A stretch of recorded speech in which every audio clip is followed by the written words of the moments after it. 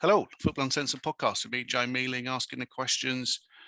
Today's session, we are going to talk about the All or Nothing documentaries, which John has got round to watching. I'm not sure there's anyone on earth better qualified to assess and analyse a fly-on-the-wall football documentary than you, John. So I think this is going to be a fascinating insight.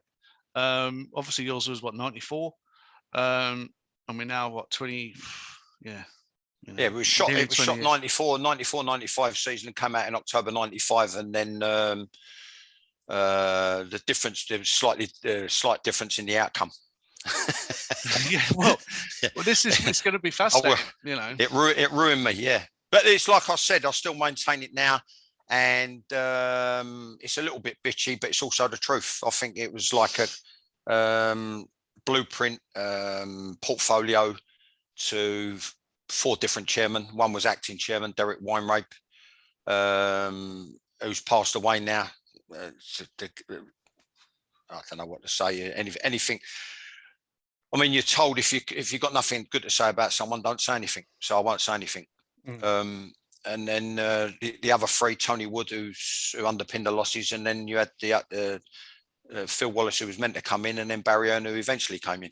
And I still maintain that my personality, my ideas, my time, my energy was wasted, and probably too big for the club, even though I spent 10 years there.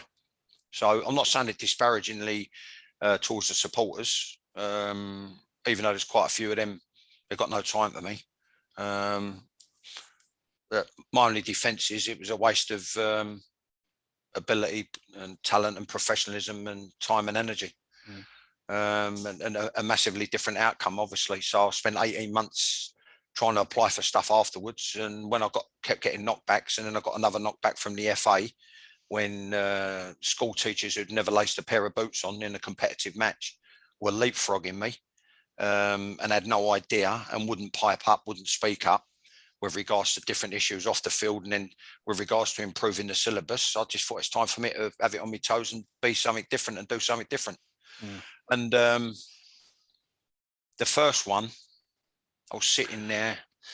Just to stop you, just before you, sorry, just to interrupt, just for those viewers that haven't seen it. So you've got All or Nothing was from Manchester City, was the first one that was filmed, and that's Pep Guardiola about 2017. Yeah, you've just watched it was a 17-18 season. 17-18 season, and the second one is All or Nothing. Yeah, Tottenham Hotspur, Jose Mourinho's just basically taken the job. I watched the Master About Face because what struck me, I'm sitting there welling up, and I just said to me, "Missus, it ain't fair." And then we had dinner the next day, and then I started welling up again because I said at the end of the day, with the benefit of hindsight, because I said, let me put it like on the first one, I said, well, why not me? Why not us? Why not me with a Range Rover and a Bentley, living in an house behind electric gates? You know what I mean? Because it's what you've got to realise. It's the same game, and the dividing line between the right time, the right place, right time, and the wrong place, wrong time, and success and failure is like a gnat's pubic hair. And I just said, like, at the end of the day, it's not fair.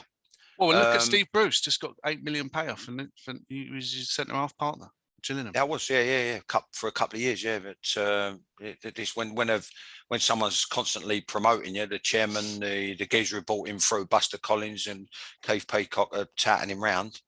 I mean, we were virtually impregnable. And he wrote a murder mystery book, didn't he? Oh. He wrote, Steve Bruce, he wrote 3 murder mystery books. I mean, what's a bigger boo-boo than that? I ain't got a clue. Oh, did you not know? Yeah, I'll send you the link after this. But yeah, he wrote 3 murder mystery books about one called Striker, who kills a player, and he wrote in late 90s. Murder mystery, Steve Bruce. Honestly, didn't know. I mean, me and my missus got on with him and his missus Jan famously. We got on really well together, and we had many a social, And I say good luck to him. He played the game. He's played the game. But it's like someone said yesterday, he's done really well out of the game for someone so distinctly average. I think the one cup final with Hull. And then Most of it, like a couple of promotions and then cancelled out by other stuff that's gone on. So it's come out of it like the sort of status quo, but like much richer. But sticking to specifics, I watched them ask about face. Yeah. I watched them ask about face. Yeah. I watched the Spurs one first. Yeah. And the two together, what I've got to say is I was surprised and shocked a little bit, and then not surprised. Okay. And if I start the way I've watched the documentaries back to front, the not surprised bit was behind the scenes at Spurs. And there's a few things I pulled out of it. The bit where I was maybe a little bit shocked, but at the same time not surprised, was a few things. One was the use of like sort of blue collar language by Jose. I mean, I've got absolutely undrawn and quartered all this Ernst family club, community club lark, and not the image, etc., etc.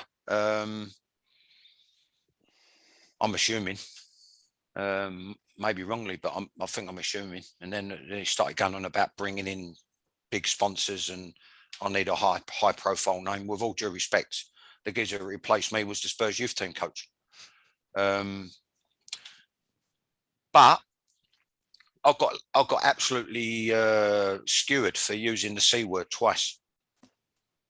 The other time it was used was Chris Turner shouting across, "You're a bunch of C's." And then I picked up the thread and dug out Mark Warren and Barry Lakin. So what sort of shocked and surprised me a little bit was how he tried to use it, but it sort of in a humorous way. You know, I see a team of nice guys, and he said, "You're nice C's, and I want you to be nasty C's, because if you're not, the only way you're going to win games is if you're." And he kept on, and I'm just thinking, wow, you know what I mean? If this is top level management, then I was right all along. It's the same game, and the dividing line. Because what I would hazard a guess, Joe, and I'm looking at it, and this is the bit where I wasn't particularly surprised.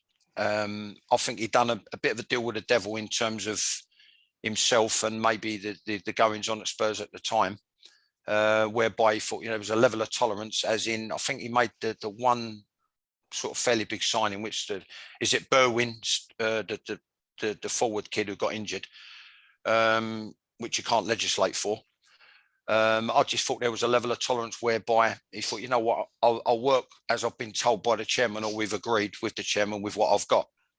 And then he managed very, very well upwards, and he managed well downwards towards the players, and he was very cute.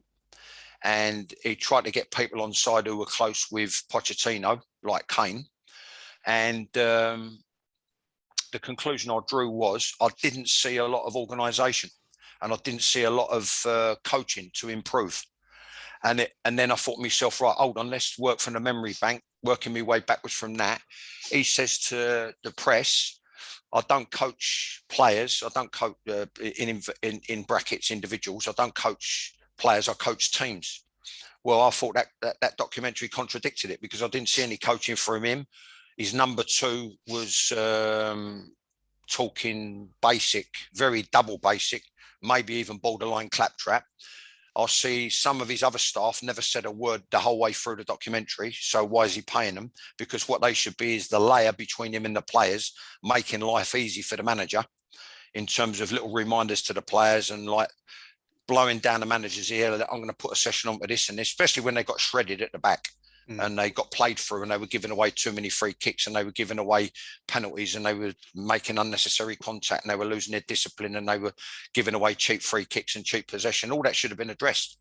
And then it got me thinking. I'm thinking to myself, right, this is reading between the lines. This is my perception, rightly or wrongly. I think it's 98% right.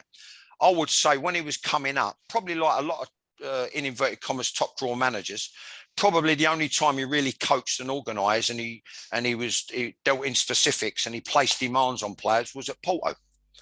And after that, and maybe a little bit at Chelsea, where he inherited Ranieri's team and then added Drogba. So what I would say is, in synopsis form at Spurs, he never had the quality of players he had at Man United, where he got a Europa in the second place.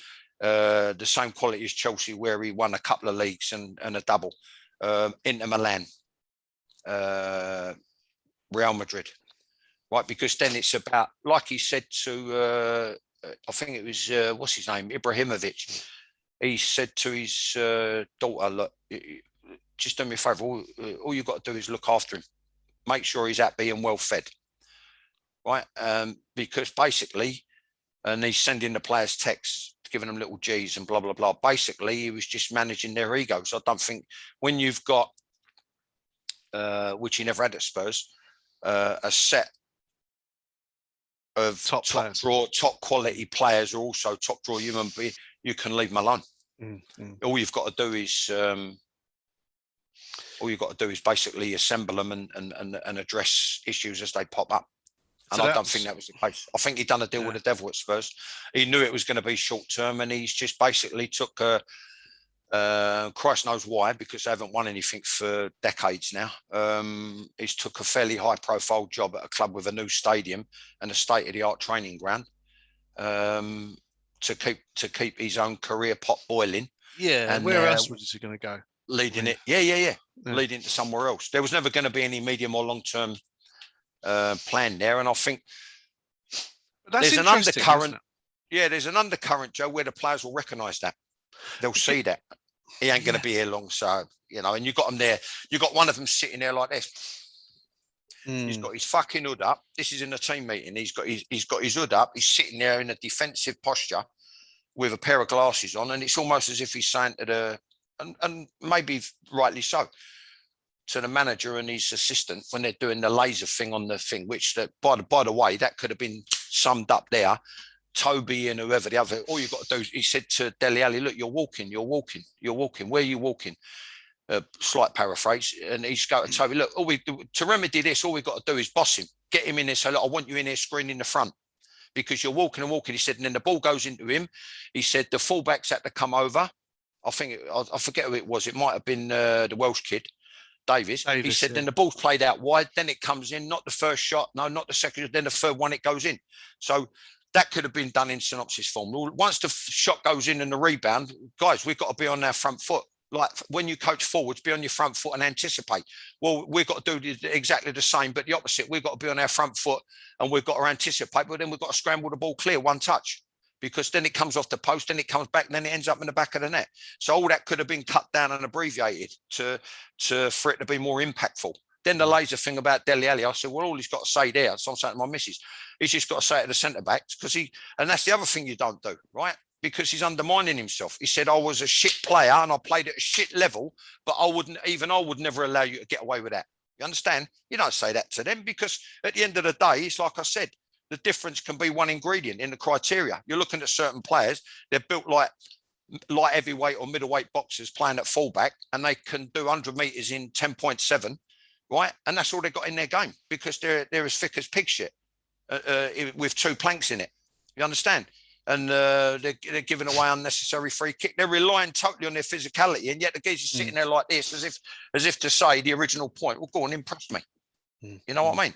And to be fair to the players, I didn't see anything that would have impressed me, because it could have been much more. Then I'm looking out, I'm thinking to myself, whoa, look at this. And then it's got someone being interviewed, club nutritionist, right? Well, I've only come to learn this, even though I knew it from my playing days in terms of diet, very quickly, Joe, this point, right? And I'm thinking, well, how are they getting away with it? Right? Because the thing that's jumped out at me is the players were far, far, far too overindulged. Every shot, they're in the canteen. And then all the things that go against the grain in terms of. So I said to my wife, I said to Lisa, like, I got accused of the same thing. Di Canio was too intense. He's saying to the players, right, think about this, and I don't want you to have ketchup on you. Right, so it's a minor thing. Okay, so maybe I'd let that ride. But I said, this is the nth degree in terms of intelligence you're talking about, in terms of every minor detail. He's saying to players at Sunderland, no ketchup, and they're taking the piss out of him. Right. Well, the majority of ketchup is the two poisons that I've come to know about, recognise, or be reminded of with regards to post-COVID. I got diagnosed with type 2 diabetes. Well, the two poisons that your body struggle to shift is sugar and salt. And then when you look at it, the only one who was sensible in the dressing room with regards to his replenishment was Dyer, because he sipped water, from what I could see. One's got a pink drink, one's got a blue drink, one's got a green drink, one's got a fucking yellow drink, someone else. And I'm like, I'm saying to my missus, and then look at the canteen. I said, they're totally overindulged, right? Because salt and sugar, you can't shift sugar out of your system, right? And she said, well, so my wife says to me, well, what about the short-term spike, the short-term hit? I said, yeah, but if you eat in the 48 hours correctly leading up to a game, you shouldn't need that. If you've fueled your body, and I said, and the only two things, and what the one thing that's got all the ingredients in terms of like minerals, additives, etc., is Gatorade. If you look at the breakdown, but I've tasted it at Orient, it was vile. I didn't like it, so I just used to stick to water. I said, that's all your body needs. I'm looking at all these smoothies, and she's going, I forgot the young lady's name. She's next to their kit and their boots. I'm assuming because it was brown, a chocolate smoothie, a protein shake or something. Yeah. Yeah, but totally overindulged, Joe. Totally overindulged. It looked like a 5-star or a 7-star holiday resort in Abu Dhabi. That's what it looked like to me. And then what happens is that manifests itself in terms of their approach to training. I'm looking in the treatment rooms, people, excuse me, physios trying to engage with a player, talking to them about their injury, or let's say just indulging them and making them feel better about it by just giving them a good deep tissue massage, and they're on their phone. They're on their phone. When, I mean, I don't know, that's why maybe I was a failure, a perceived failure. When you're in the when you're at the training ground, once you leave the dressing room, first of all, everything should be put on mute and silent while you're in the dressing room. When you're in a lecture theatre, you dress appropriately. When you're in the lecture theatre talking about strategy, you dress to train. When you're in the treatment room, or when you're in the rehabilitation room, or when you're in the gym, you dress appropriately. You don't swan around in sliders because you're there to work. And then what you should be doing, you should be involved and engaged with something that's going to help you as not only as a player, but as in your afterlife as a human being. You're only talking about a brief time in someone's life. And out of respect to the rest of the staff, I thought he let them get away with too much. You know what I mean? Then he was dismissive. Then the other nth degree is, I've been there, he was sort of almost dismissive of the head of thing with regards to where he must play. He's got to play. And talking about certain players being in red zones or having tears or slight tears. So short-term things with regards to cutting your nose to spite your face, because if you play a player that's got damaged tissue, then if it pings, instead of being out for one game, he could be out for a month. You know what I mean? So little things like that I picked up on. And yeah. What shocked me was the amount of fucks, cunts and bastards I heard compared to my documentary. And I just thought, well, it ain't fair. It's not fair. And some of it was humorous because he's foreign.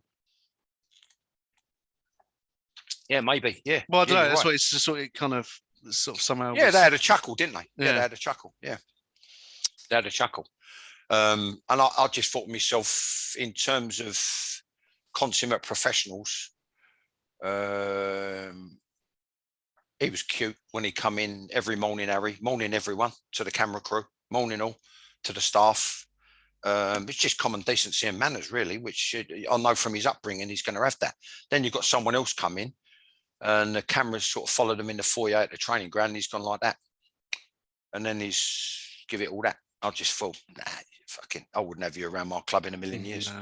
And you're talking about 50, 60 million pound signings. Could you sense? I like the Mustang in the car park. Comes from. Say what, mate? Could you sense why they're Spursy? Could you sense why they're fragile? 100%. And it's like something, like you said, as an infestation at the club. Could you sense that and see it? 100%. 100%. Yeah. Yeah. Fragility is not a word I use. I'd use many. Probably the biggest one would be unprofessional. But I mean, that's even known from back in my day. I've just, What, Spurs? well, yeah. I mean, I've recently I've got to know again recently. Once upon a time we were quite close. When we were kids, we got all our representative on us together, Paul Miller, and the social scene in the 80s around some of the Spurs lads. There were no mobile phones about then, and that's the best thing I can say about it. No, they're very extremely lucky, like massively high profile people, and it's a culture. I've always said it. It's a drinking or yeah, yeah. and just the hours they kept and the indulgences. Yeah, I can see, you can 100% see where that phrase comes from. But I just think they're being professional, and if you want to take it to the nth degree, and they all talk about margins, then you either want to take it to the next level or you don't. And a lot of it for me was all counterintuitive. Some of it is just say, if I come in, I just say, no, we've got to get rid of that. We're not having that. This, and this. But then it's like he said, Bobby Robson, how'd you get a millionaire to sweat? Well, so I suppose when you're like, if you're a big manager or a big character, this is the difference, in inverted commas, assumed big manager, big character, who says he don't coach players, he coaches teams. I think there was a level of tolerance there where it's not just an art, it's a gift, whereby, which I said to him when I met him in person, I said, you're a very gifted man. And I've had him in the cab. We had a good 40-minute chat from southeast of the city to his home in Belgravia. And I just said, you're like a cross between a general, an artist, and a football professor. I said, you're very gifted. And then in his next interview, he used quite a few words like that, right? So I thought I must have given him a little idea. So don't think I'm being deluded. I'm just saying to you how it happened. I'm telling you the facts, right? Yeah.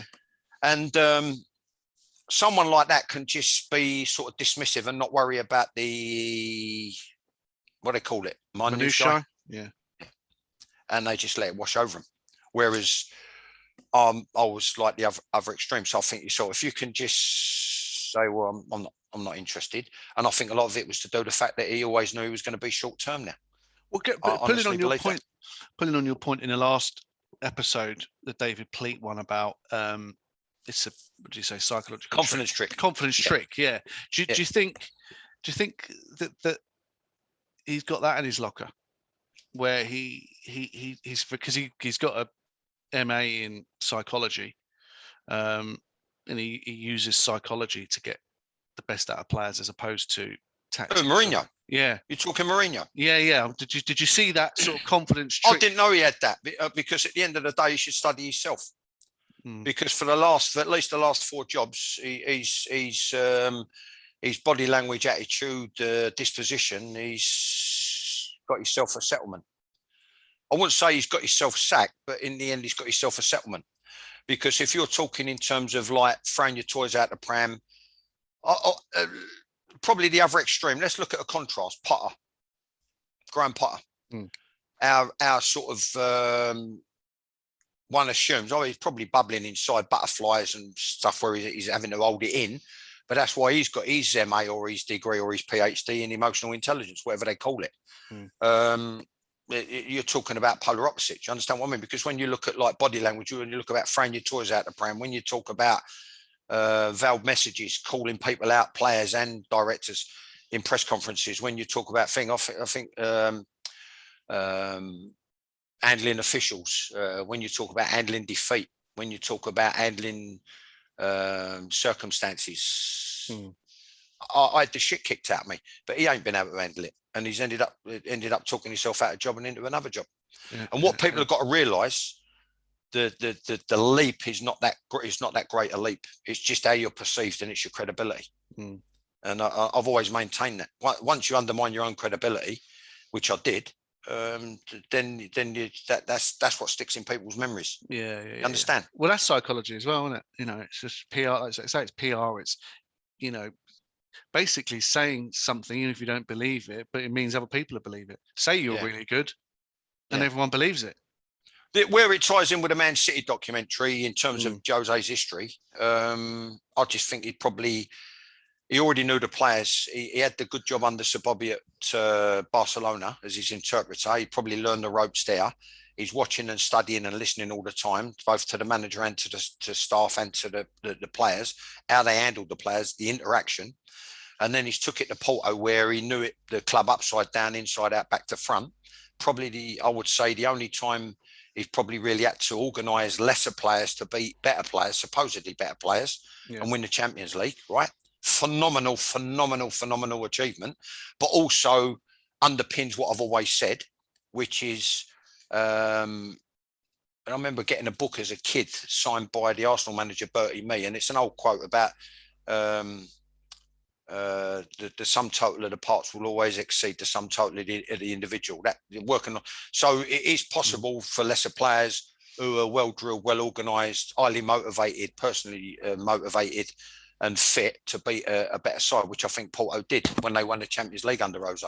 And interesting, I don't know when it was, about 2004, 2003, 2004. Yeah, round about that, yeah. And Greece won the Euros in 2004 as well, didn't they? Similar thing.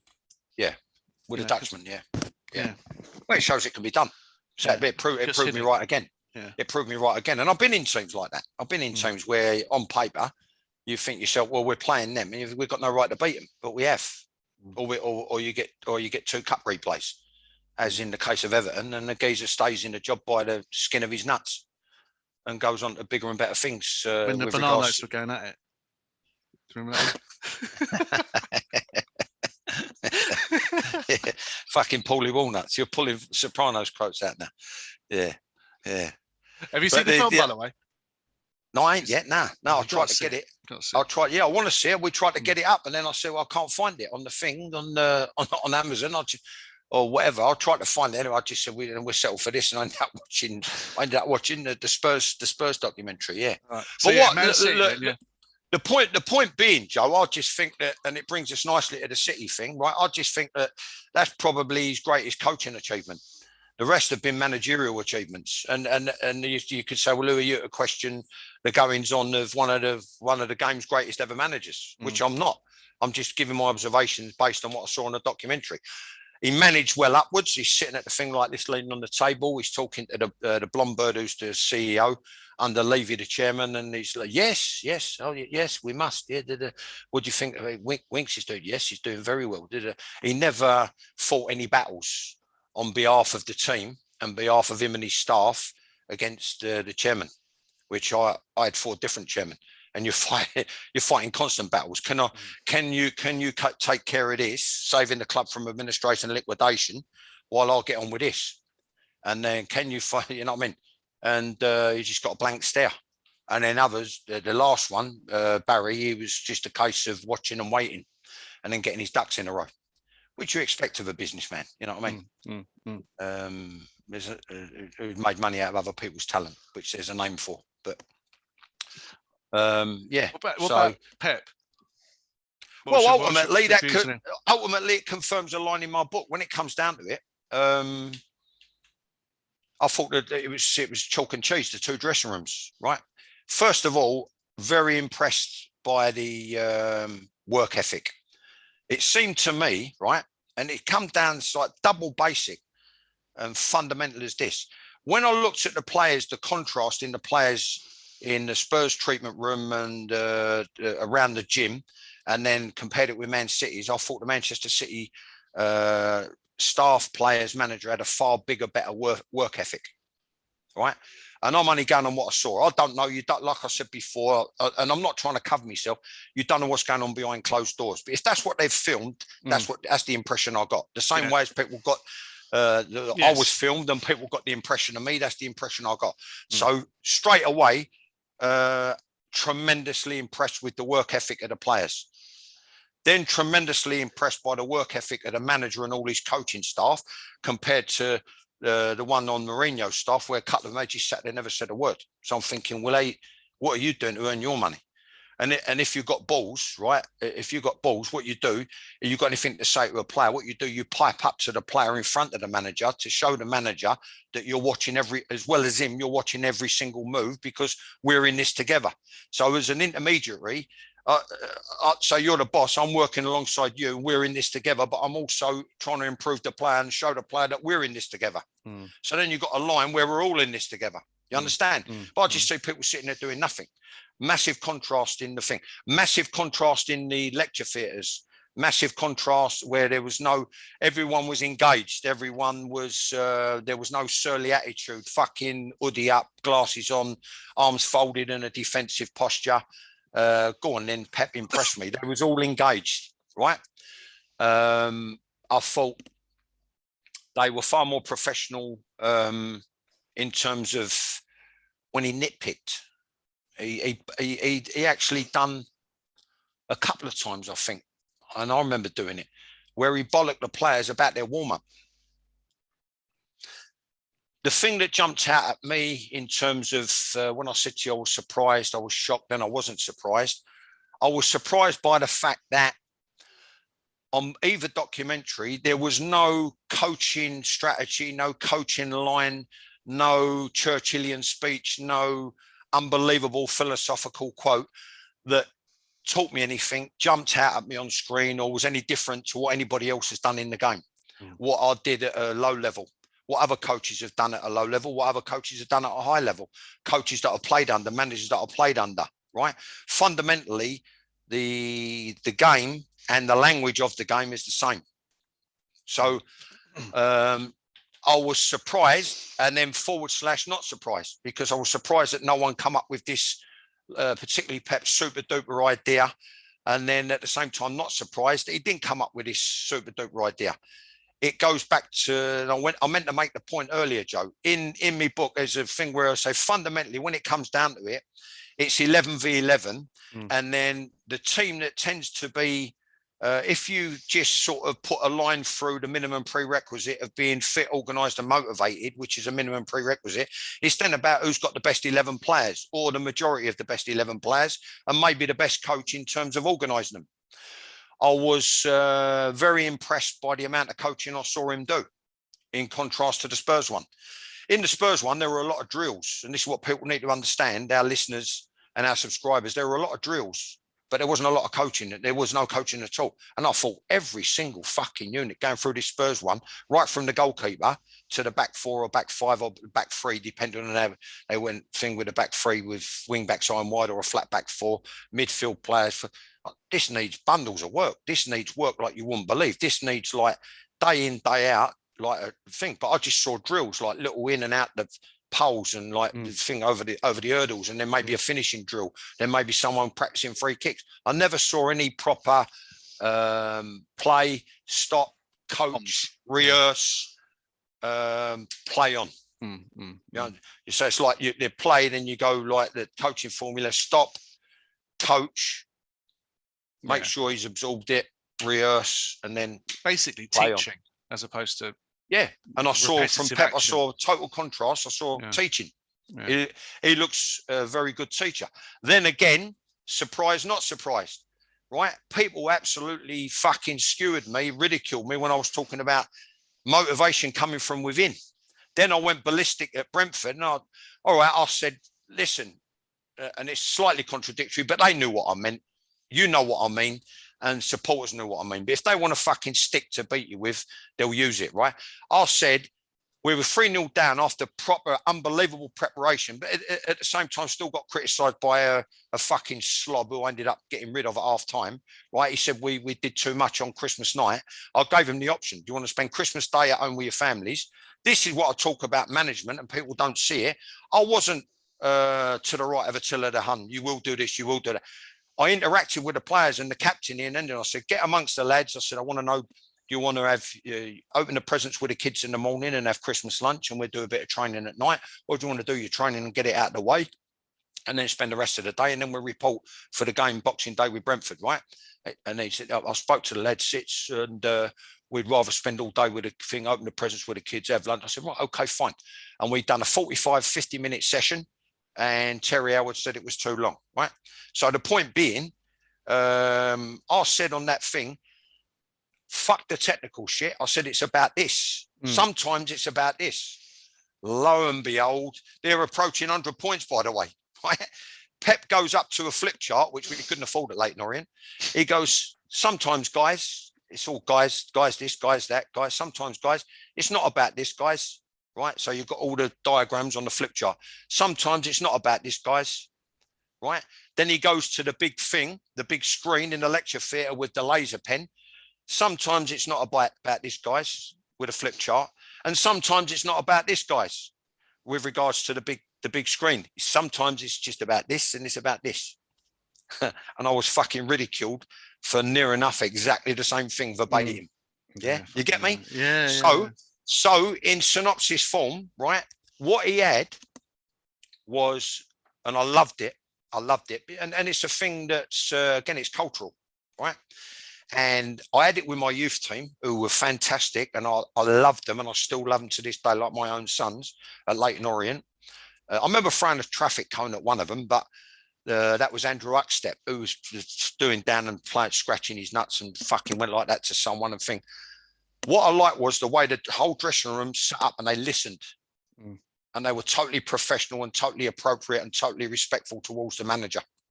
And that's a cultural thing, because I've even down in non-league, I've had fucking scrotes who are like, you're lucky to be getting a $1 a week to play part-time, right? And they're banging their boots out or telling the kit man to get us a cup of tea, Charlie, you put one lump in it, or talking to their mate about what they're going to do at fucking Charlie Chan's or Hollywood's later on. You know what I mean? And I'll just, can you just shut up and listen for a minute? Because what I'm trying to do is improve your game, improve the unit, improve the team. At least show me the courtesy, pay me the courtesy and respect of just listening, because you're getting paid to play. It ain't a fucking Sunday morning pub team. You understand what I mean? So what I loved was the way the players, like we were, like I was, and I think the captain can set a precedent like I did at all my clubs, particularly at Leyton Orient. Gillingham were a good set of lads.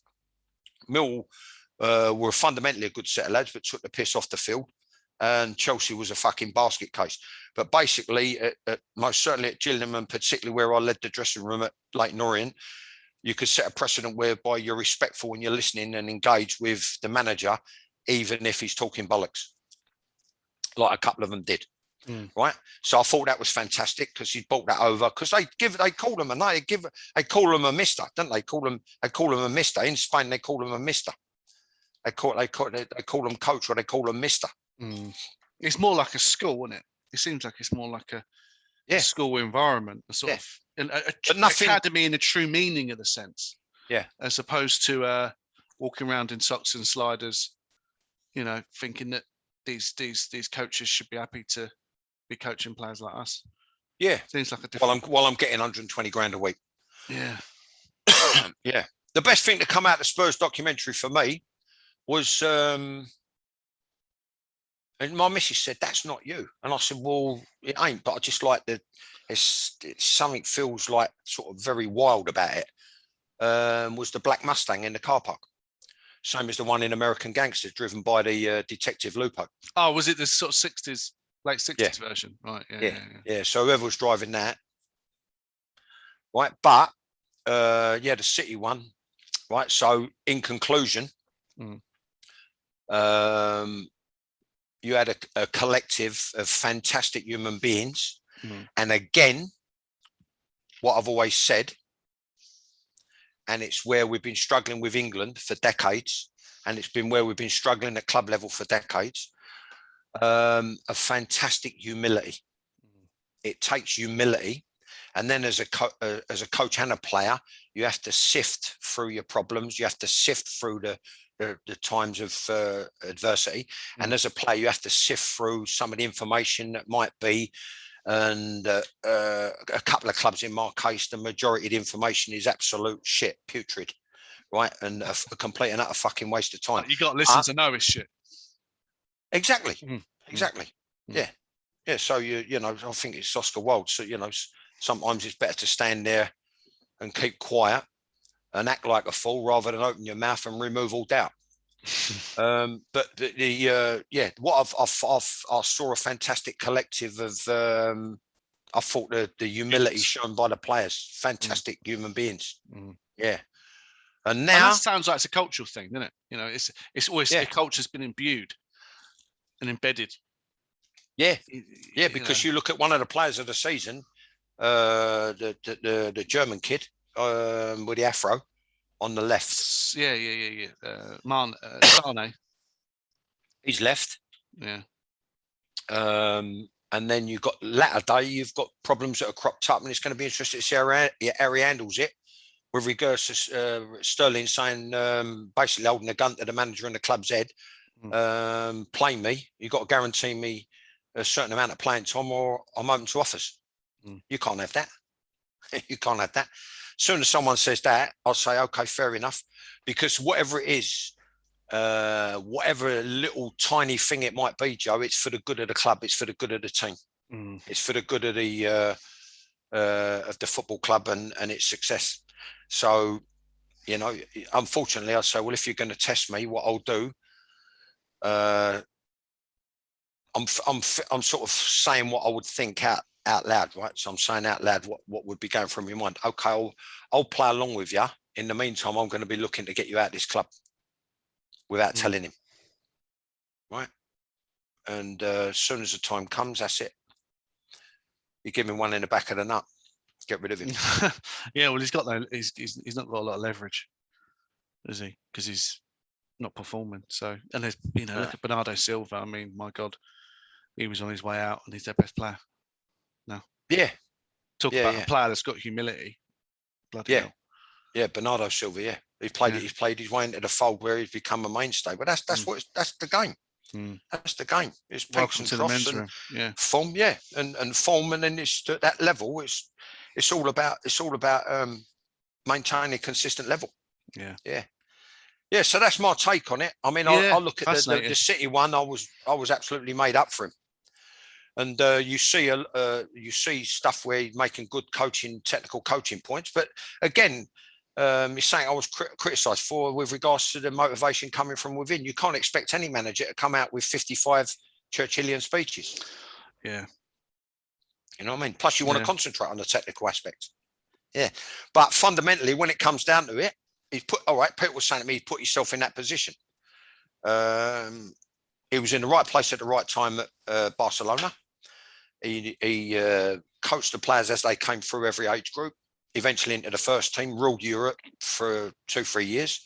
It can all be traced back to, he says about Cruyff, the master. Cruyff got it off of, I think it was, I don't know how you say his surname, is it Michaels, Renus Michaels? It can all be traced back to him, the total football aspect of it. Yeah. It's, no, it's great to get your insight, John, because, you know, it's sort of someone like me who's a layman, who's obviously played it, you know, completely amateur level, you know, just sort of assumes, and even looking at, you know, the fantastic facilities and the fact they've got lecture rooms and, you know, like I say, using laser pens, and it still seems like an alien world. Whereas, you know, you've actually been in that pro game, and actually it's fascinating despite all the glitz and the glamour, it's actually still the same, and it's just fascinating to get that analysis. In my book, Joe, I said if you're honest, all you want is an excuse-free environment. And when you're saying to someone, if it was Derek Weinrabe, well, I don't think I know, because he was saying certain things to mine and Chris's face, and other things behind their back, and then he started lying. Some of them were ridiculous lies. But when he said, like, no, I don't think we can afford that. You know what I mean? When I said we need a flip chart, I said, I can't keep working with this blackboard that Clark and Eustace had. I said, it's not even taking the chalk anymore. I said, like, it's nonsense. It's ridiculous. Balanced on a fucking chair, a blackboard balanced on the chair. He said, we can't afford it. So the bottom line is, the point I want to make is, all I've said in my book is, I think it's fundamental to success is you want an excuse-free environment.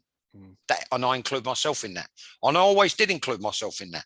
And if I was wrong, I held my hands up and I was honest and truthful about it. And I said, I'll try and do better next time. You know what I mean? How you improve it. But then if people got it in for you, they're going to tell lies about you anyway. Like the fucking idiot who I got rid of, he at half time, he's talking about the way I used to address staff. I treated staff like I'd treat my own family. Spoke to them with the utmost respect. In actual fact, I engaged with them more than the previous two managers put together. And I tried to be humorous more than the previous two managers put together, and talk to them more than the previous two managers put together. And that's the thanks you get. But the work ethic was abysmal. All I've ever said was, what you want when you're in, if you want success, you need a, by and large, relative to the status of the club, you need an excuse-free environment. You know, which I think probably amplifies even more how well we did to get promoted in 88, 89, because the training ground was absolute shit. And I mean, literally covered in dog shit and goose shit, Canadian geese. Yeah. Yeah. We're talking to the groundsman about bringing in a shotgun to fucking blast a few and then wire them and hang them up on the fence to keep the others away. Jesus Christ. Yeah. Fucking reservoir, a chain link fence, 20-foot high, the wind blowing in off a reservoir. You got Brian Eastick rehearsing basic patterns of play. Goalkeeper fizzes it out to the fullback, drops out. He said, do a play round. Fullback, centre back drops out, me, Keith Day, then me, bump, bump, bump, out the other side. Another play round, bump, bump, bump, into Stevie Castle, pop it back, continue to play round.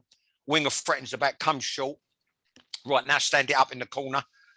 Centre forwards crossover, bend your run in so you can bed it into the attacking third with good established possession. Soon as someone stood it up, Terry Howard or Stevie Baker, the fucking ball got blown 30 feet off course or 30 yards off course because of the thing coming in from the reservoir. Yeah, the wind coming out the reservoir. So I just think that's the point I make, Joe. You know what I mean? You want an excuse for environment. And I think both managers got it, and I think Pep made the most of it. Yeah, no, fascinating. Really, really interesting. Hopefully you guys and gals enjoyed that. Well, we'll leave it there, John, I think. Yeah, got to go to work now. Got to go to work, yeah. So I've got to go back to work. Unless we can get some sponsors. Yes, yeah, exactly. Well, you know, I noticed your subscribers have gone up to 299 now, haven't you? So nearly at 300 marks. So I looked at it. I'm waiting for Jack to get back from Switzerland. Oh yeah. No, he's just gone out there. He's gone out there to deposit some money and gold for me.